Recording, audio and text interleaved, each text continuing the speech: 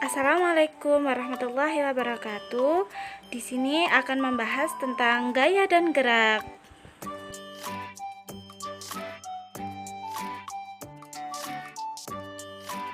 Poin pertama yang saya akan jelaskan yaitu gaya. Apa sih gaya itu? Ya, gaya yaitu gerakan menarik ataupun mendorong yang menyebabkan benda itu bergerak. Apa sih tarikan itu? Yaitu yang menjauh dari benda yang kita akan pindahkan. Sedangkan kalau dorongan yaitu mendekat. Jadi mendekat dengan barang yang akan kita pindahkan tersebut. Seperti contoh pada gambar yang ada pada slide berikut ini. Poin yang kedua yaitu tentang pengaruh gaya. Yang pertama, gaya menyebabkan benda diam menjadi bergerak. Contohnya seperti kelereng, yaitu awalnya diam dan dapat bergerak setelah disentil. Yang kedua yaitu gaya menyebabkan benda bergerak diam. Contohnya seperti kiper saat menangkap bola. Yang ketiga yaitu gaya dapat menyebabkan benda berubah arah. Contohnya seperti pemain kasti, yaitu memukul bola kasti. Yang keempat yaitu gaya menyebabkan benda bergerak lebih cepat. Contohnya seperti mobil saat digas kecepatannya. Yang kelima yaitu gaya dapat mengubah bentuk benda. Contohnya seperti kaleng minuman saat diinjak. Macam-macam gaya, yaitu poin yang ketiga. Yang pertama yaitu gaya otot, yaitu gaya yang dilakukan oleh otot-otot tubuh kita. Contohnya seperti mendorong ataupun menarik almari. Yang kedua yaitu gaya magnet.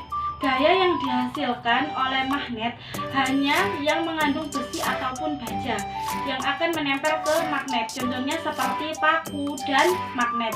Kemudian tiga yaitu gaya pegas, yaitu kekuatan yang ditimbulkan oleh karet ataupun pegas yang direndangkan. Contohnya seperti ketapel dan busur tanah.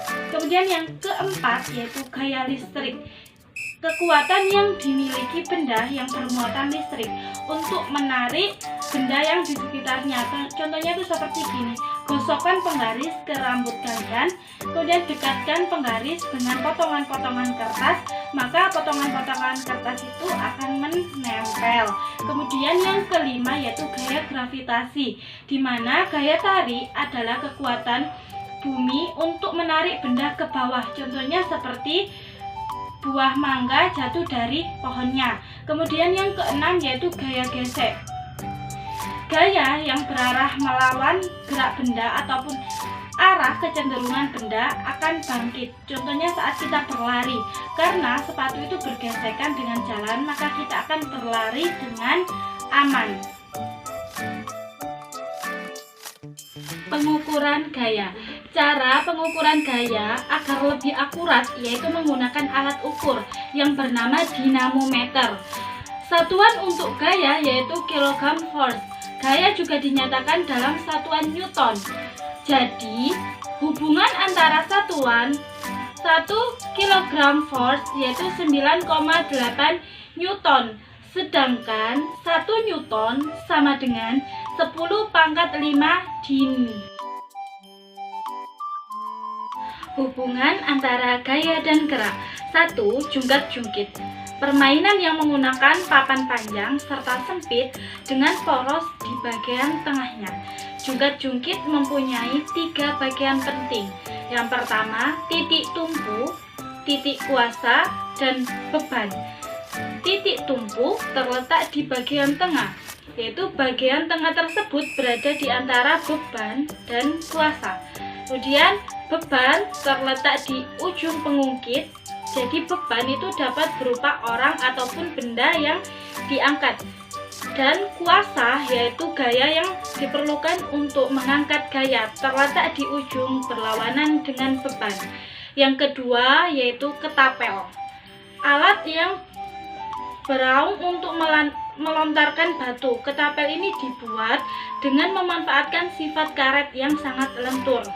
Ketapel terbuat dari kayu dari dua buah karet yang terikat pada kedua sisinya. Jadi hubungan antara gaya dengan ketapel ini yaitu memanfaatkan kelenturan pada bagian karetnya. Jadi penarikan akan menambah gaya pada ketapel tersebut. Gaya yang dibutuhkan pada ketapel adalah gaya pegas. Yang ketiga yaitu traktor pegas. Traktor pegas bergerak karena adanya gaya pegas. Jadi gaya pada traktor ini karena gaya pegas yang bekerja pada traktor menyebabkan traktor bergerak maju. Dan traktor dapat berpindah di tempat semula. Semakin lama kalian menggulung karet, semakin besar gaya pegasnya. Hubungan antara gaya dan energi yaitu kemampuan suatu benda dalam melakukan kerja. Dalam keseharian, energi itu sama dengan tenaga. Jadi pada permainan juga jungkit ketapel tidak hanya ada gaya kinetik, akan tetapi ada yang berkaitan dengan energi potensial. Jadi ada beberapa energi, diantaranya yang pertama energi panas, yaitu energi yang dibentuk oleh energi kalor atau energi panas itu berasal dari matahari. Yang kedua, energi kimia, yaitu energi yang timbul akibat reaksi kimia. Contohnya seperti pembakaran makanan di tubuh kita. Kemudian energi listrik, energi yang memiliki arus listrik, dan energi listrik ini banyak digunakan dalam keseharian. Yang keempat, energi bunyi, yaitu energi yang dimiliki oleh bunyi. Jadi kita itu dapat membuktikan bahwa bunyi mempunyai energi. Jadi saat mendengar bunyi cukup keras, maka telinga kita akan merasa sakit. Kemudian energi cahaya, yaitu energi yang menghasilkan sumber cahaya. Contohnya senter lilin. Kemudian energi nuklir, yaitu energi yang terhadap pada inti atom, energi yang ada terhadap inti atomnya.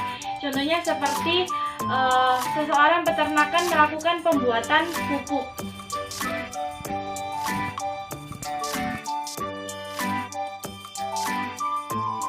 Kajian ayat yang pertama pada Ar-Rahman ayat 60 yaitu mengenai gaya dan gerak yang berkaitan dengan tarikan dan dorongan. Kemudian kedua, Ar-Ra'd ayat 11 yaitu benda tidak akan maju ataupun mundur ataupun bergerak apabila tidak ada pengaruh dari gaya. Kemudian yang ketiga yaitu Al-Fil ayat 3 dan 4 yaitu berkaitan dengan gaya gravitasi. Sekian, terima kasih, semoga bermanfaat.